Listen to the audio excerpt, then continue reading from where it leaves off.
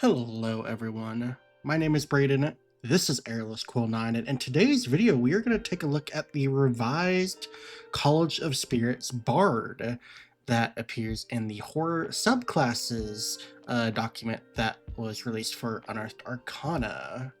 This was released a couple weeks ago and the survey is currently up, so if you have read the document and have thoughts about this and want to let Wizards of the Coast know, go ahead and fill out that survey, because it's the only way for them to know what we think about the stuff that they post. But yeah, we're gonna take a look at what changes they have made and I'll give you my thoughts on it. So let's go ahead and get to it. So this is the Bard College of Secrets. Their little calling card is call forth spirits from beyond the grave. And the text here says that using occult trappings, bards of the College of Spirits conjure legendary and long-dead spirits to change the world once more. But such entities are capricious, and what a bard summons isn't always entirely under their control. Which may be true in Dungeons & Dragons, but isn't really true for the subclass because, well, you're gonna get all of this stuff. So first off, at level 3, we get the Channeler feature.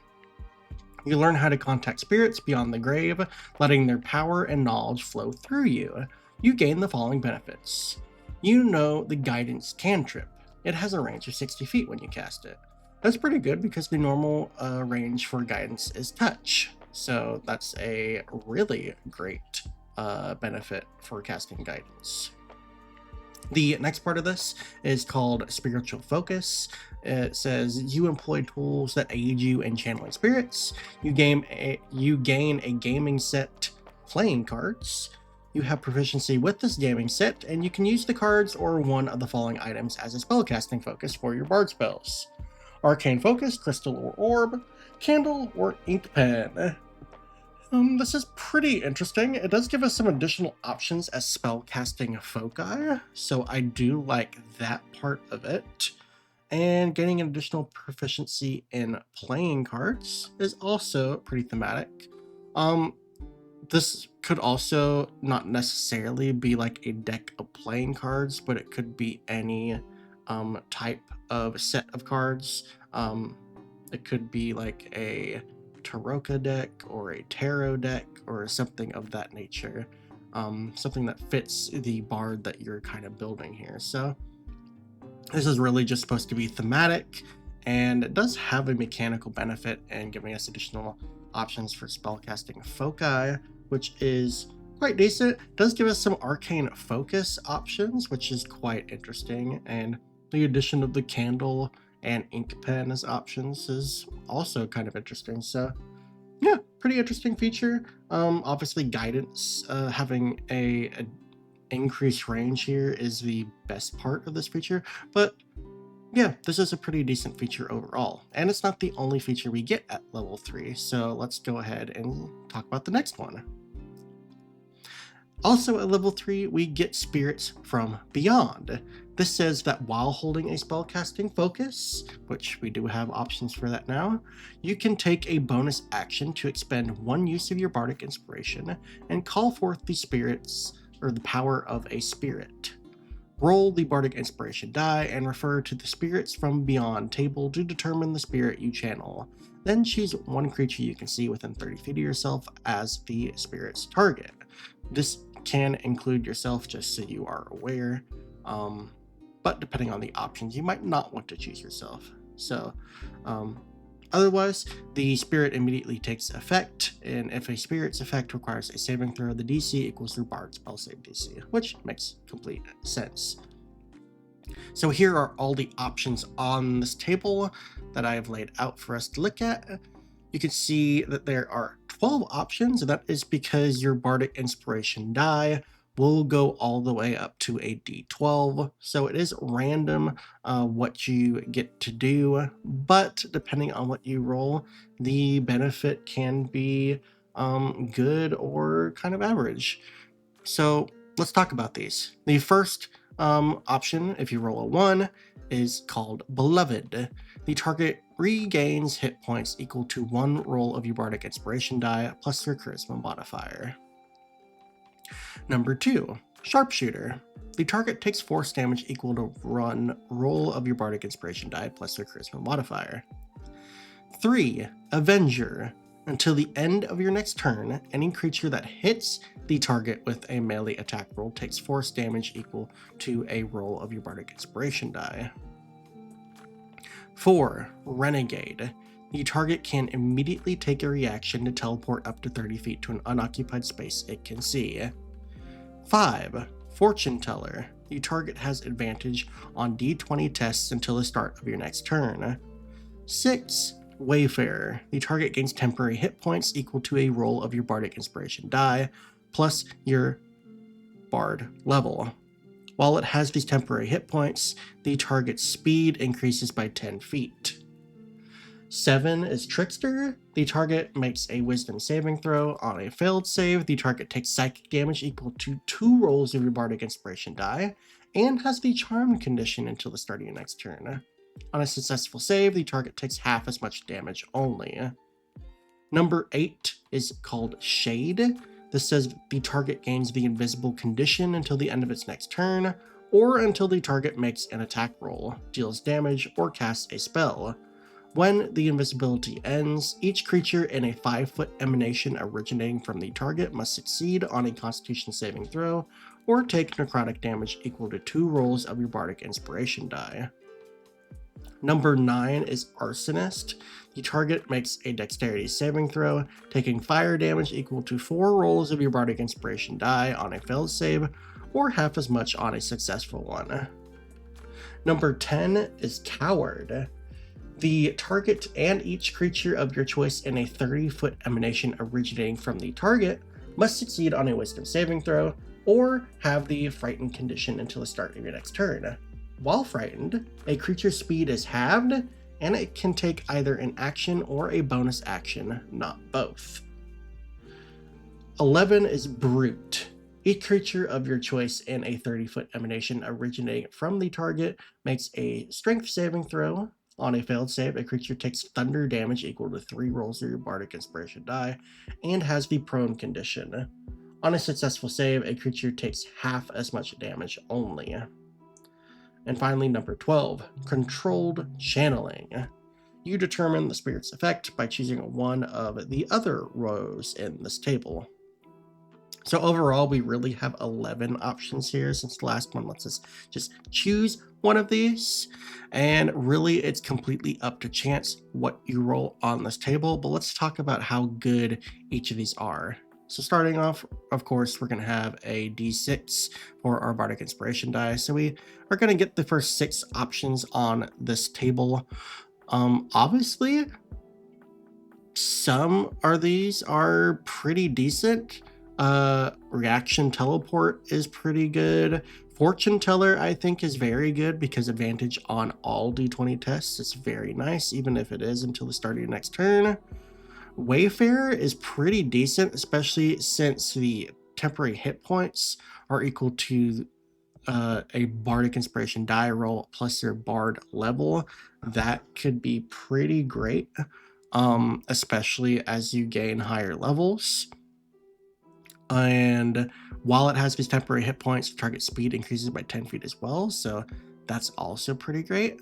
I think the least useful options here, I mean, Avenger is decent because it is going to proc every time someone hits the target creature. So even though the damage is just a Bardic Inspiration die roll, because it could happen multiple times before that expires, it's pretty good. I think the lowest, or I feel like the worst options here are Beloved and Sharpshooter, just because the scaling isn't as good as some of the others listed on here. Because your Bardic Inspiration die is going to increase as you gain levels, but your Charisma modifier is probably not going to go any higher than 20 or potentially 21, depending on what level you get to. And because of that, your modifier isn't going to go past +5 probably. So granted, these are all bonus action options, but I do want to state that options or Beloved and Sharpshooter are not going to be doing the number is not going to be as high as, for example, the temporary hit points from Wayfarer, because that scales with your Bardic Inspiration die and your Bard level. So I kind of would like to see Beloved and Sharpshooter add your Bard level to them as well, rather than your Charisma modifier like Wayfarer does. But they aren't bad options, since they do technically scale. They just aren't very good, but they are number 1 and 2, so I guess they're okay, but I would like to see them just slightly better. Now, once we get to a D8, a D10, and a D12, our options are going to open up. We'll get Trickster and Shade, Arsonist, Coward, Brute, and then finally Controlled Channeling, which lets us choose one of these options. Trickster is pretty good because it does deal 2 Bardic Inspiration die of damage and charms our target temporarily. That's pretty great. Shade makes you invisible, which is pretty great, and has an emanation feature that deals damage when the visibility ends, so I quite like that as well. Arsonist is great because it's 4 rolls of your Bardic Inspiration die, and this is a bonus action feature, so that's a really good damage bonus for bonus action ability. And then Coward is also pretty great because limiting what a creature can do on its turns is awesome, and it also halves the creature's speed as well, which is pretty great. And then 11 is still pretty good because it's a massive 30-foot emanation, deals a impressive 3 rolls of your Bardic Inspiration die, which at that level has to be D12, and also prones to targets as well. So yeah, I think these options are pretty great. I think the weakest ones are going to be Beloved and Sharpshooter, but as I said, the rest of these are all pretty great, so like what I see here for the most part. All right, at level 6, we get the feature Empowered Channeling. This gives us 2 benefits, and we're going to talk about each one. The first of which is Power from Beyond. This says that once per turn, when you cast a Bard spell that deals damage or restores hit points, roll a d6. You gain a bonus to one of the spell's damage rolls, or to the total hit points the spell restores equal to the number rolled. D6, not bad. I mean, this is a small damage bonus or healing bonus, and I mean, it's not crazy. It is a d6. If they wanted to, they could have made it scale off of your Bardic Inspiration die, but I mean, any bonus is pretty nice. But that's not the only thing that we get at this level. We also get Spiritual Manifestation. This says that we always have the Spirit Guardian spell prepared. That's great. Spirit Guardians is awesome. You can also cast a spell once without a spell slot, and you gain the ability to cast it in this way when you finish a long rest. Also great. That's a free casting of Spirit Guardians, and Spirit Guardians is especially good in 2024. But that is not all for this sub trait. It also says below, whenever you start casting the spell, you can modify it so that the spirits also guard against worldly threats. When you cast it in this way, you and allies within the spell's emanation have half cover. Once you modify the spell in this way, you can't do so again until you finish a short or long rest. So Spirit Guardians is already a crazy good spell, but having it also provide half cover to yourself and allies within the emanation is crazy good. And I believe the emanation of Spirit Guardians is 15 feet. Please correct me if I'm wrong. It's either 15 or 10. I believe it is 15. But that is just a very good benefit. Half cover, of course, will give anyone in the emanation a +2 bonus to armor class and a +2 bonus to dexterity saving throws. So that's pretty great. And then you can do this once per short or long rest. So you could do it multiple times before you eventually have to take a long rest, potentially. So yeah, pretty great. I really like this feature, and giving a buff to Spirit Guardians is just super cool. So yeah, very good feature. Very, very good. All right, and last up, this is our capstone feature at level 14. We get Mystical Connection. This says that whenever you roll on the Spirits from Beyond table, you can roll the die twice and choose which of the two effects to bestow. I don't know. This is bad. Just bad. So I do think this is a necessary feature to have in the class or the subclass. However, there really needs to be an additional benefit that you get at this level. I feel like there should have been two benefits here. One is the ability to roll the die twice and choose either of the two effects that you roll. But there needed to be an additional feature at level 14, and I did include a note on that in my survey that I just filled out. But yeah, I do feel like this is necessary, but other than this, there's not a reason to go all the way to level 14 because there's no other good benefit. And this is the capstone feature for the Spirit Bard. So yeah, they really need to add an additional thing here at level 14 because just this by itself isn't enough. But that's my two thoughts on it. So if you agree, let me know. Yeah, but yep, that's gonna be it for that bard.